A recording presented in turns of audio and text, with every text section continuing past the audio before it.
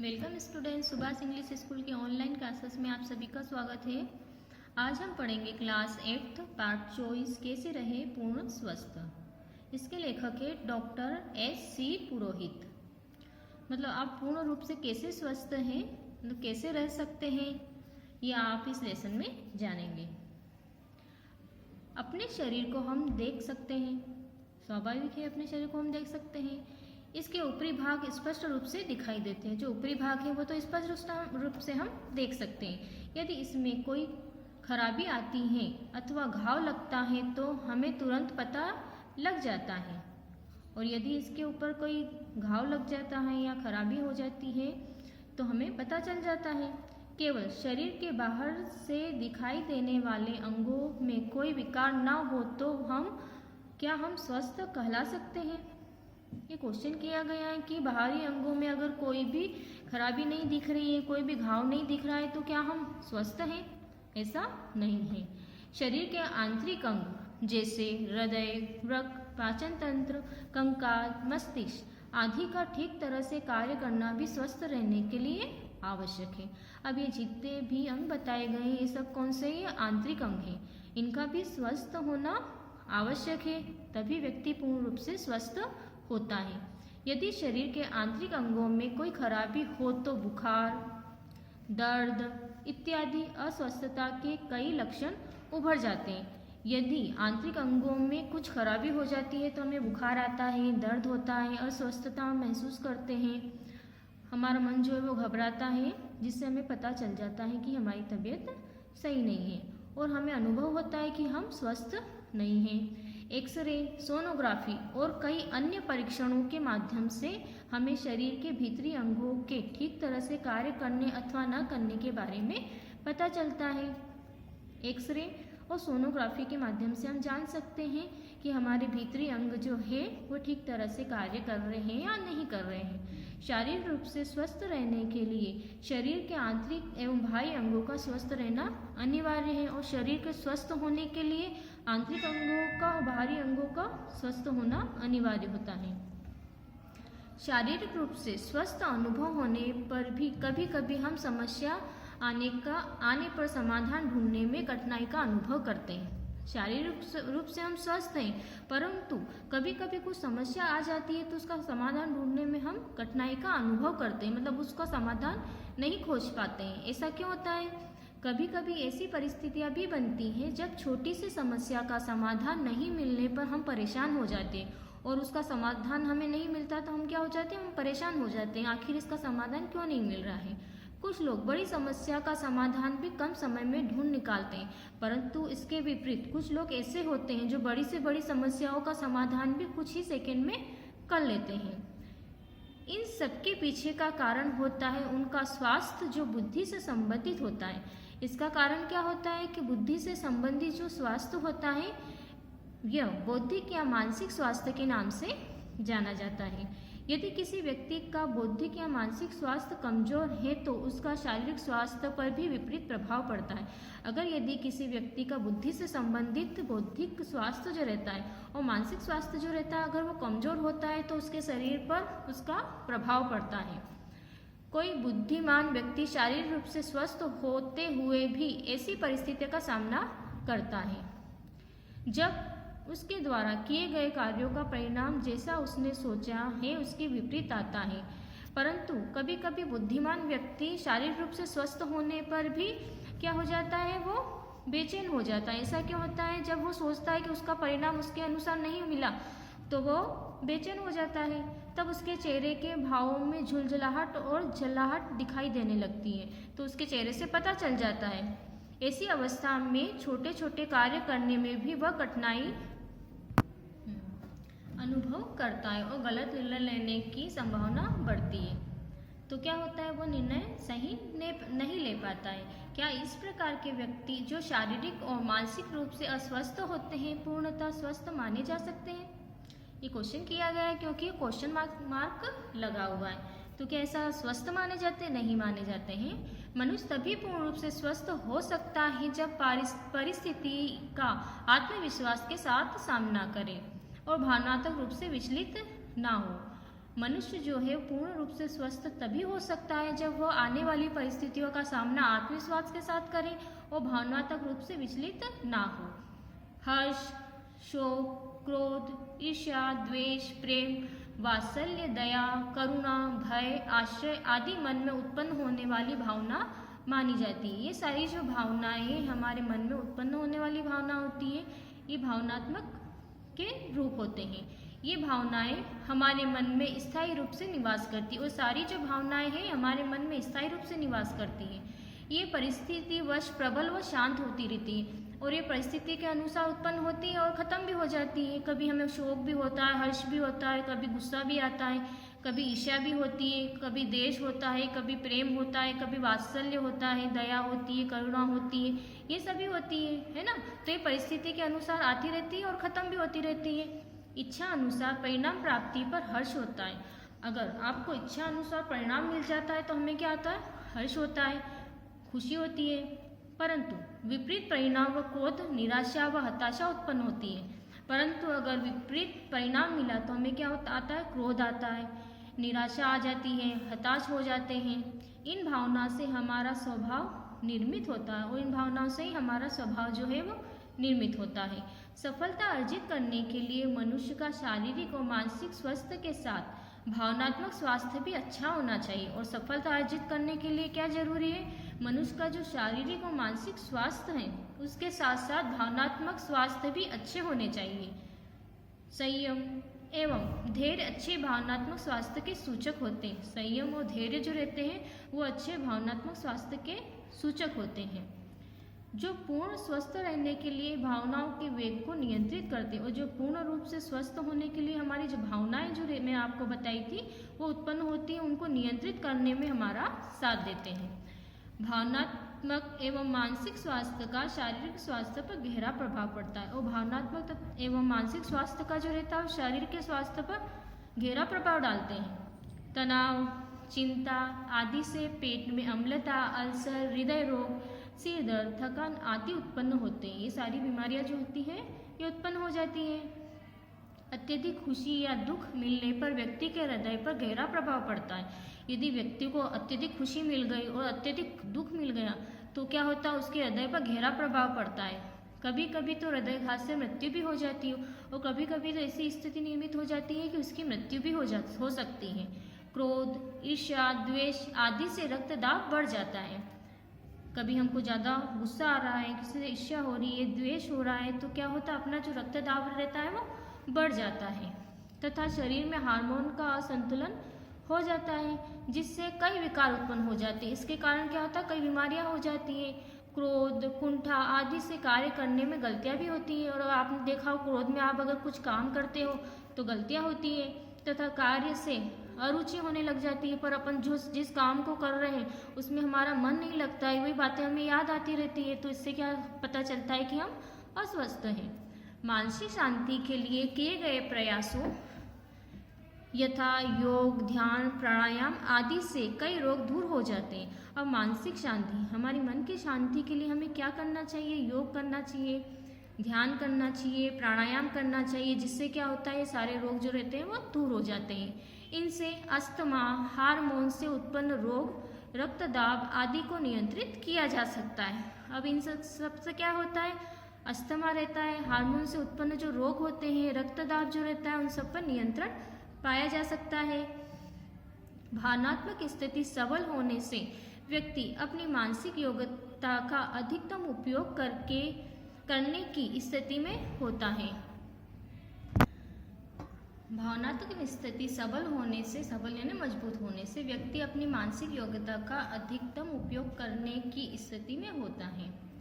इससे मस्तिष्क की शरीर के विभिन्न अंगों को सही समय में उपयुक्त संदेश देने व लेने की कार्यकुशलता बढ़ जाती है। इससे क्या होता है? मस्तिष्क की शरीर के विभिन्न अंगों से जो कार्य कराना रहता है, उनको संदेश देना रहता है, वो अच्छी तरह से कर पाता है और उद्देश्य की प्राप्ति में सहायता मिलती है और उद्देश्य उसको प्राप्त हो जाता है। स्वस्थ व्यक्ति वही होगा जो नकारात्मक भावनाओं यथा नकारात्मक भावना कौन कौन सी होती है? क्रोध, ईर्ष्या, द्वेष, तनाव, चिंता, अहंकार, निर्दयता, डर आदि को त्याग कर संतुलित व्यवहार करें और चिंता, तनाव से दूर रहकर साहस के साथ अपने जीवन की समस्याओं का सामना करें। पूर्ण स्वस्थ व्यक्ति भावनात्मक रूप से परिपक्व माना जाता है। वह जल्दी में कोई दिशाहीन कदम नहीं उठा पाता। जो व्यक्ति पूर्ण रूप से स्वस्थ रहता है वह कौन सी भी परिस्थिति हो या कौन सी भी स्थिति हो उस समय सही निर्णय ही लेता है। छोटी छोटी बातों का मन पर बोझ रखकर अपने लक्ष्य से नहीं भटकता है, मतलब छोटी छोटी बातों को अपने मन में नहीं रखता है और अपने लक्ष्य से वो नहीं भटकता है तथा उन बातों के लिए भी चिंतित नहीं होता है जो उसकी क्षमता के बाहर है और उन बातों से वो चिंतित नहीं होता है जो वो नहीं कर पाता है, मतलब क्षमता से बाहर होते हैं उससे भी वो चिंता नहीं करता है। भावनात्मक रूप से परिपक्व व्यक्ति अपनी भावनाओं पर नियंत्रण कर विवेकपूर्ण कार्य करता है। भावनात्मक रूप से परिपक्व व्यक्ति जो रहता है वो अपनी भावनाओं पर नियंत्रण कर लेता है और जिससे क्या रहता है वो विवेकपूर्ण अपना कार्य संपन्न कर सकता है। भावनात्मक स्थिति से मानसिक स्वास्थ्य अच्छा रहता है। अपनी भावनात्मक स्थितियाँ जो अच्छी रहती है तो हमारा मानसिक स्वास्थ्य जो रहेगा वो भी अच्छा रहेगा, जिस पर हमारा शारीरिक स्वास्थ्य भी निर्भर होता है। जिस पर क्या होता है मानसिक स्वास्थ्य और भावनात्मक स्वास्थ्य पर क्या रहता है अपना शारीरिक स्वास्थ्य जो रहता है वो निर्भर होता है। ऐसी स्थिति में जीवन के उद्देश्य स्पष्ट दिखाई देते हैं। ऐसी स्थिति में हमें क्या दिखाई देता है, हमारे जीवन का क्या उद्देश्य है, उसे हम कैसे हासिल करें उस पर हमारा ध्यान रहता है और इन उद्देश्यों की प्राप्ति हेतु आत्मविश्वास बढ़ जाता है। और ऐसे अगर हम स्वस्थ रहेंगे तो उससे क्या होगा, हमारा आत्मविश्वास जो रहता है वो बढ़ जाता है। उद्देश्य प्राप्ति के मार्ग में आने वाली कठिनाइयों को पूर्ण जानकारी होती है तथा उनके हल पहले से ही सोचे जा सकते हैं। तो इससे क्या होता है, उद्देश्य प्राप्ति में कौन कौन सी कठिनाइयाँ आ रही हैं उसको कैसे हल करें हम उसको पहले से ही सोच सकते हैं। इससे कठिनाइयाँ चिंता का कारण बनकर ज्ञान प्राप्ति का अवसर और व्यक्ति निर्माण का साधक बनती हैं। प्रतिदिन के तात्कालिक उद्देश्यों के साथ साथ जीवन के दूरगामी उद्देश्यों को समझना सफल जीवन के लिए आवश्यक है। जीवन में संतोष और आनंद तब प्राप्त होता है जब हमें यह सतत ज्ञान होता रहे कि प्रतिदिन के तात्कालिक लक्ष्यों की प्राप्ति हमें जीवन के दूरगामी उद्देश्यों की ओर ले जा रही है। हमें संतोष और आनंद कब प्राप्त होता है कि जब हम प्रयास कर रहे हैं वो हमारे उद्देश्यों की पूर्ति के लिए सहायक है तो हमें संतोष और आनंद मिलता है। सफल जीवन के दूरगामी उद्देश्यों की ओर हमारी दृष्टि लगातार बनी रहे और निरंतर उसी ओर बढ़ते रहे तो संतोष का अनुभव होता है। यदि हमारे उद्देश्यों की पूर्ति होती रहती है, हम जो चाहते हैं वो कार्य हो जाता है तो हमें क्या संतोष होता है, विशेष आनंद की अनुभूति होती है, हमें प्रसन्नता मिलती है, हम विशेष आनंद की अनुभूति को एहसास करते हैं। ये अच्छे आध्यात्मिक स्वास्थ्य की स्थिति होती है। तो ये क्या होता है, एक अच्छा आध्यात्मिक स्वास्थ्य की स्थिति होती है। योग, क्रिया, संतुलित आहार, सदाचरण और सकारात्मक सोच संपूर्ण स्वास्थ्य के आधार होते हैं। योग क्रिया जो रहती है, संतुलित आहार जो रहते हैं मतलब पौष्टिक आहार, सदाचरण अच्छा आचरण जो रहता है, सकारात्मक सोच जो रहती है संपूर्ण स्वास्थ्य के आधार होते हैं। ये संपूर्ण अपने शरीर को स्वस्थ रखने के आधार होते हैं। ऐसे व्यक्ति को सफलता के पीछे भागने की आवश्यकता नहीं होती है। अगर इस प्रकार वो पूर्ण रूप से स्वस्थ होता है तो ऐसे व्यक्तियों को सफलता के पीछे भागने की आवश्यकता नहीं होती। सफलता खुद उनके पीछे भागती है, बल्कि सफलता उसकी प्रतीक्षा करती है। स्वास्थ्य के ये आयाम एक दूसरे से जुड़े रहते हैं। हमारे स्वास्थ्य के जो आयाम रहते हैं एक दूसरे से जुड़े रहते हैं, जैसे भावनात्मक है, मानसिकता है, ये सारे एक दूसरे से जुड़े हुए रहते हैं। विश्व स्तर पर अब माना जाने लगा है कि अच्छा आध्यात्मिक स्वास्थ्य भावनात्मक संवेगों को नियंत्रित करता है। अच्छा अगर आध्यात्मिक स्वास्थ्य रहेगा तो भावनात्मक संवेगों को नियंत्रित करता है। आध्यात्मिक यानी अध्यात्म से संबंधित, जिससे शारीरिक व्याधि पर नियंत्रण पाया जा सकता है। यदि लंबे समय तक पूर्ण स्वस्थ रहना है तो शारीरिक, मानसिक, भावनात्मक एवं आध्यात्मिक स्वास्थ्य के संबंध में समग्र एवं व्यापक सोच का विकास आवश्यक है। यदि आपको लंबे जीवन तक स्वस्थ रहना है तो क्या आवश्यक है, आपका शरीर स्वस्थ हो, मानसिक रूप से आप स्वस्थ हो, भावनात्मक पर आप नियंत्रण कर सके, आध्यात्म से संबंधित हो, आध्यात्मिक स्वास्थ्य जो आपका स्वस्थ हो, तभी आप पूर्ण रूप से स्वस्थ रहेंगे। स्टूडेंट, अभी जो हमने लेसन पढ़ा ये इसकी वर्कशीट है। पार्ट चॉइस, कैसे रहे पूर्ण स्वस्थ। प्रश्न क्रमांक 1, वस्तुनिष्ठ प्रश्न, सही जोड़ी बनाइए। शरीर के आंतरिक अंग कौन कौन से होते हैं? हृदय, वृक्क, पाचन तंत्र और कंकाल। नकारात्मक भावना कौन कौन सी होती है? क्रोध, ईर्ष्या, द्वेष, तनाव, चिंता, अहंकार और निर्दयता। सफलता अर्जित करने हेतु आवश्यक है। सफलता अर्जित करने के लिए क्या आवश्यक होता है? शारीरिक, मानसिक व भावनात्मक स्वास्थ्य। मानसिक स्वास्थ्य के लिए किए गए प्रयास, योग, ध्यान और प्राणायाम। प्रश्न क्रमांक ख, सही विकल्प चुनकर रिक्त स्थानों की पूर्ति कीजिए। अ, भावनात्मक एवं मानसिक स्वास्थ्य का शारीरिक स्वास्थ्य पर गहरा फिलक पड़ता है। क्या पड़ता है? परिणाम या प्रभाव। क्या आएगा यहाँ पर? परिणाम। भावनात्मक एवं मानसिक स्वास्थ्य का शारीरिक स्वास्थ्य पर गहरा पड़ता है। क्या पड़ता है? परिणाम या प्रभाव। क्या आएगा यहाँ पर? प्रभाव। ब, एक्सरे से शरीर के भीतरी अंगों के बारे में पता चलता है। किससे? Sonography, radiography. क्या आएगा यहाँ पर? सोनोग्राफी। स, मनुष्य तभी पूर्ण रूप से स्वस्थ हो सकता है जब परिस्थितियों का फिलक के साथ सामना करे। आत्मविश्वास या अटल विश्वास। क्या आएगा यहाँ पर? आत्मविश्वास। दो, भावनात्मक रूप से परिपक्व व्यक्ति अपनी भावनाओं पर फिलक कर विवेकपूर्ण कार्य करता है। अनियंत्रण या नियंत्रण। क्या आएगा यहाँ पर? नियंत्रण। प्रश्न क्रमांक 2, अति लघु उत्तरी प्रश्न। अ, बौद्धिक स्वास्थ्य से लेखक का क्या आशय है? उत्तर, बौद्धिक स्वास्थ्य से लेखक का आशय है बुद्धि से संबंधित स्वास्थ्य। ब, व्यक्ति पूर्ण रूप से स्वस्थ कब कहा जा सकता है? उत्तर, व्यक्ति पूर्ण रूप से स्वस्थ तब कहा जा सकता है जब परिस्थितियों का आत्मविश्वास के साथ सामना करे और भावनात्मक रूप से विचलित न हो। स, व्यक्ति कब हर्ष का अनुभव करता है? उत्तर, व्यक्ति इच्छा अनुसार परिणाम प्राप्त होने पर हर्ष का अनुभव करता है। प्रश्न द, आध्यात्मिक स्वास्थ्य से अच्छे बने रहने के कौन कौन से लाभ हैं? उत्तर, आध्यात्मिक स्वास्थ्य के अच्छे बने रहने के कई लाभ हैं, जैसे विशेष आनंद अनुभव, भावनात्मक संवेगों पर नियंत्रण, शारीरिक व्याधियों पर नियंत्रण आदि। प्रश्न क्रमांक 3, लघु उत्तरी प्रश्नोत्तर। अ, सफलता अर्जित करने के लिए भावनात्मक स्वास्थ्य अच्छा होना क्यों आवश्यक है? उत्तर, सफलता अर्जित करने के लिए भावनात्मक स्वास्थ्य का अच्छा होना आवश्यक है। यह इसलिए कि संयम और धैर्य अच्छे भावनात्मक स्वास्थ्य के सूचक होते हैं, जो पूर्ण स्वस्थ रहने के लिए भावनाओं के वेग को नियंत्रित करते हैं। ब, भावनात्मक एवं मानसिक स्वास्थ्य का शारीरिक स्वास्थ्य पर गहरा प्रभाव पड़ता है। इस कथन को स्पष्ट कीजिए।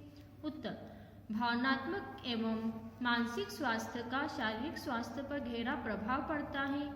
इस कथन के द्वारा लेखक ने यह कहना चाहा है कि एक अच्छे शारीरिक स्वास्थ्य के लिए भावनात्मक मानसिक स्वास्थ्य का स्वस्थ होना बहुत आवश्यक है।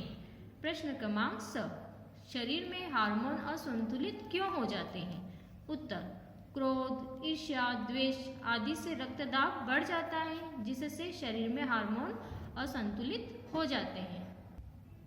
प्रश्न क्रमांक 2, चिंता और तनाव से कौन कौन से रोग हो सकते हैं? उत्तर, चिंता और तनाव से पेट में अम्लता, अल्सर, हृदय रोग, सिर दर्द, थकान आदि रोग हो सकते हैं। भाषा की बात। प्रश्न क्रमांक 1, बोलिए और लिखिए।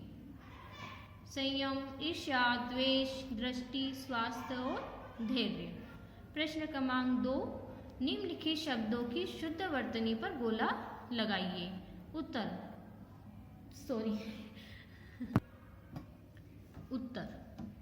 अनुभूति, अनुभूति, अनुभूति, अनुभूति। अनुभूति, ये राइट है, ये रॉन्ग है क्योंकि ती की जो मात्रा रहती है वो छोटी रहती है। ठीक है। संतोष, संतोष, संतोष या संतोष, क्या आएगा यहाँ पे? संतोष। विशेष, विशेष, विषय या विशेष, क्या आएगा? विशेष। परिणाम, परिणाम, परिणाम या परिणाम, क्या आएगा यहाँ पर? परिणाम, ये वाला राइट है। प्रश्न क्रमांक 3, निम्नलिखित शब्दों का वाक्यों में प्रयोग कीजिए। यहाँ पर वाक्य दे रखे, इनका हमें वाक्य बनाना है। शब्द दे रखे, इनका वाक्य बनाना है। हृदयाघात, हृदयाघात से मृत्यु भी हो सकती है। आत्मविश्वास, स्वस्थ व्यक्ति में आत्मविश्वास होता है। असंतुलित, अस्वस्थ व्यक्ति असंतुलित व्यवहार करता है। परिस्थिति, जीवन में कभी कभी कठिन परिस्थितियां भी आ सकती हैं। प्रश्न क्रमांक 4, निम्नलिखित शब्दों से उर्दू, अंग्रेजी और हिंदी तत्सम शब्द छांटकर क्रम से लिखिए। यहाँ पर कुछ शब्द दे रखे हैं, इनमें से हमें हिंदी शब्द ढूंढना है, उर्दू शब्द ढूंढना है और अंग्रेजी शब्द ढूंढना है। जैसे अखबार, समाचार, एक्सरे, मस्तिष्क खराबी, खुशी, कंकाल, कमजोर, सोनोग्राफी, हार्मोन, मृत्यु, दिल, दिमाग, व्यक्ति, करुण, अल्सर, ब्लड प्रेशर और डायबिटीज। उर्दू के शब्द अखबार, खराबी, खुशी, कमजोर, दिल, दिमाग। अंग्रेजी के शब्द x-ray, sonography, hormone, ulcer, blood pressure, diabetes. Hindi या तत्सम शब्द समाचार, मस्तिष्क, कंकाल, मृत्यु, व्यक्ति और करुण। प्रश्न क्रमांक 5,